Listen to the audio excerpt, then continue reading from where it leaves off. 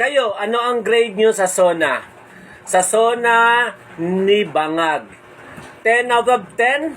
Sa akin, 10 out of 1, di ba?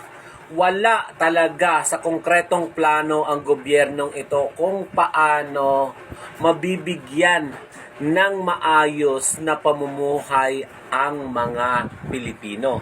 Sabi ni Tambaloslos, I would grade the president performance at a solid 10 out of 10. Di ba? Wow, very good, Tamba. Natural naman, di ba? Pero para sa mga Pilipino, yan ba talaga? Ang grade nila, 10 out of 10? Nako, Tamba, wag mo nang budolin ang mga Pilipino dahil sa sitwasyon natin ngayon, 1 out of 10 lang ang grado ni Bangag. 'Di ba? Kung titignan natin, wala siyang mga solido o konkretong plano para sa bansa. Sana, puro sana at puro sana sa SONA. Puro pangako na lang. Walang konkretong batayan para mabigyan niya ng solusyon ang problema sa bansa. Ang sabi ng iba na mga bangag at loyalist, tumaas na daw ang sahod, 645 na raw. Pero sa probinsya, sa Maynila, dito sa NCR, 520 yung sa Rizal, di ba?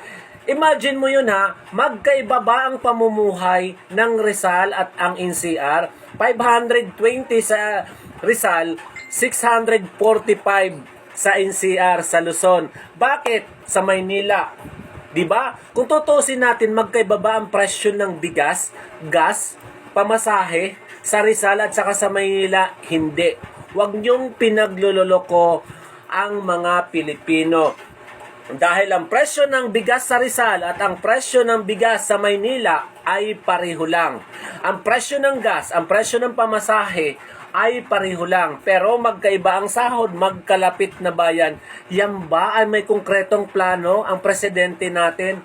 Huwag niyong niloloko ang mga Pilipino. Pinalakpakan niyo nga na ipasasara ang Pogo.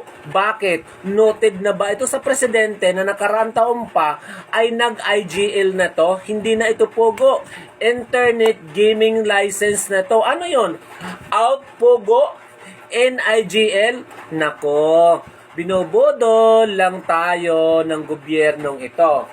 10 out of 10, criminality, 1. Ang kriminalidad sa bansa natin ay lalong lumalakas. Droga, sa war on drugs niya, 10 out of 10, 1 pa rin ang grado niya dyan.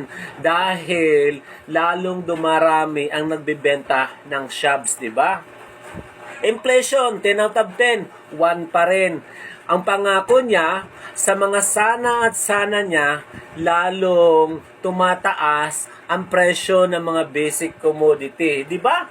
Kahirapan, poverty, 10 out of 10, 1 pa rin. Walang konkretong solusyon kung paano mabibigyan ng trabaho ang mga Pilipino.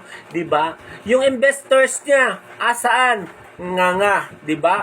Nagpo-pull out kasi ang presidente natin ay hindi nakakakuha ng respeto sa world leader. Bakit hindi siya nakakakuha ng respeto? Dahil sa apelyido niya. Pinatunayan lang niya kung ano ang ginawa ng kanyang ama ay kayang gawin ng administrasyong ito ni BBM. Di mo nakita kung ilan mga opisyalis ang tinanggal sa buhol, di ba? Dahil binigyan lang ng mababang satisfaction rating ang presidente natin, ilan ang mga tinanggal na opisyalis ng buhol. Isusunod na ang Marikina, huwag kayong mag-alala. Malapit na ang matanggal ang mayor ng Marikina dahil tuloy-tuloy ang investigasyon niya. Diba? Dahil sinabi lang ng mga taga Marikina na Marikina is not for sale sa People Initiative, tinanggalan na ni Tamba ng pondo ang congressman at pinaiimbestigahan na ang mayor. Ganyan ang silent martial law ng administrasyong ito. Sinasakal nila.